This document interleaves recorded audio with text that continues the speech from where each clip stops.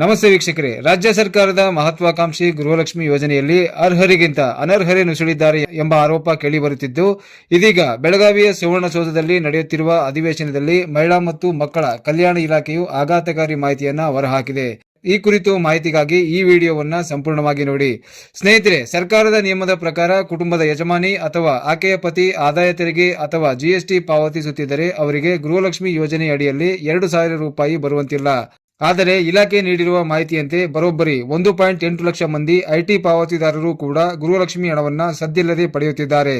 ಈಗಾಗಲೇ ರಾಜ್ಯ ಸರ್ಕಾರ ಬಿಪಿಎಲ್ ಕಾರ್ಡ್ ರದ್ದು ಮಾಡುವ ಪ್ರಕ್ರಿಯೆ ನಡೆಸುತ್ತಿದ್ದು, ಅದೇ ಮಾದರಿಯಲ್ಲಿ ಈ 1.8 ಲಕ್ಷ ಅನರ್ಹರನ್ನ ಪಟ್ಟಿಯಿಂದ ಕೈಬಿಡುವ ಸಾಧ್ಯತೆ ಇದೆ. ಅಷ್ಟೇ ಇಲ್ಲದೆ ನಿಯಮ ಮೀರಿ ಇಲ್ಲಿಯವರೆಗೆ ಪಡೆದಿರುವ ಹಣವನ್ನ ದಂಡ ರೂಪದಲ್ಲಿ ವಾಪಸ್ ಕಟ್ಟಿಸಿಕೊಳ್ಳುವ ಚರ್ಚೆ ಕೂಡ ಇಲಾಖಾ ಮಟ್ಟದಲ್ಲಿ ನಡೆಯುತ್ತಿದೆ ಎನ್ನಲಾಗಿದೆ. ಆದರೆ ಈ ಬಗ್ಗೆ ಇನ್ನೂ ಯಾವುದೇ ಅಧಿಕೃತ ಆದೇಶ ಬಂದಿಲ್ಲ.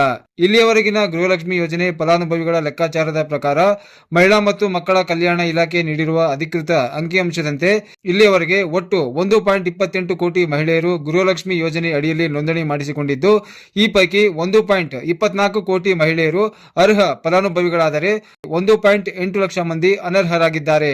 ಈವರೆಗೆ ರಾಜ್ಯ ಸರ್ಕಾರವು ಗೃಹಲಕ್ಷ್ಮಿ ಯೋಜನೆ ಅಡಿಯಲ್ಲಿ 52,416 ಕೋಟಿ ರೂಪಾಯಿ ಅನುದಾನವನ್ನ ಬಿಡುಗಡೆ ಮಾಡಿದ್ದು, ಆಗಸ್ಟ್ ಅಂತ್ಯದವರೆಗೆ ಒಟ್ಟು 22 ಕಂತುಗಳನ್ನು ಪಾವತಿಸಿದೆ. 2023ರ ಜೂನ್ರಲ್ಲಿ ಯೋಜನೆ ಆರಂಭವಾದಾಗ ತರಾತುರಿಯಲ್ಲಿ ಅರ್ಜಿಗಳನ್ನು ಸ್ವೀಕರಿಸಲಾಗಿತ್ತು. ಆಗ ಐಟಿ ಮತ್ತು ಜಿಎಸ್ಟಿ ಲಿಂಕ್ ಆಗಿರುವ ಬಗ್ಗೆ ಸರಿಯಾದ ಪರಿಶೀಲನೆ ಆಗಿರಲಿಲ್ಲ. ಈಗ ಪ್ಯಾನ್ ಕಾರ್ಡ್ ಜೋಡಣೆ ಮಾಡಿದಾಗ ಸತ್ಯ ಹೊರಬಿದ್ದಿದೆ ಎಂದು ಹೇಳಲಾಗಿದೆ. ಸರ್ಕಾರ ಶೀಘ್ರದಲ್ಲೇ ಈ 1.8 ಲಕ್ಷ ಜನರ ಹೆಸರನ್ನ ಪಟ್ಟಿಯಿಂದ ತೆಗೆದುಹಾಕುವ ಸಾಧ್ಯತೆ ಇದ್ದು, ಈ ಬಗ್ಗೆ ಸರ್ಕಾರದಿಂದ ಅಧಿಕೃತ ಆದೇಶ ಬರುವುದಷ್ಟೇ ಬಾಕಿ ಇದೆ.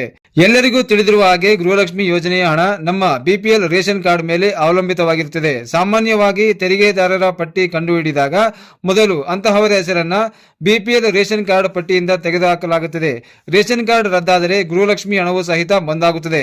ಸ್ನೇಹಿತರೆ, ನೀವು ಕೂಡ ಈ ಬಗ್ಗೆ ಚಿಂತಾಕ್ರಾಂತರಾಗಿದ್ದೀರಾ? ಹಾಗಿದ್ರೆ ಕೂಡಲೇ ಕರ್ನಾಟಕ ಸರ್ಕಾರದ ಅಧಿಕೃತ ವೆಬ್ಸೈಟ್ಗೆ ಭೇಟಿ ನೀಡಿ ನಿಮ್ಮ ಸ್ಟೇಟಸ್ ವಿವರಗಳನ್ನ ಪರಿಶೀಲಿಸಿಕೊಳ್ಳಿ ಅಂತ ಹೇಳ್ತಾ ಈ ವಿಡಿಯೋ ಮುಗಿಸ್ತಾ ಇದ್ದೀನಿ. ಈ ಮಾಹಿತಿ ನಿಮಗೆ ಇಷ್ಟವಾದಲ್ಲಿ ಒಂದು ಲೈಕ್ ಅನ್ನ ಕೊಡಿ. ಇದೇ ತರಹ ಇನ್ನೆಷ್ಟು ವಿಡಿಯೋಗಳಿಗಾಗಿ ನಮ್ಮ ಚಾನೆಲ್ ಅನ್ನ ಸಬ್ಸ್ಕ್ರೈಬ್ ಮಾಡಿಕೊಳ್ಳಿ.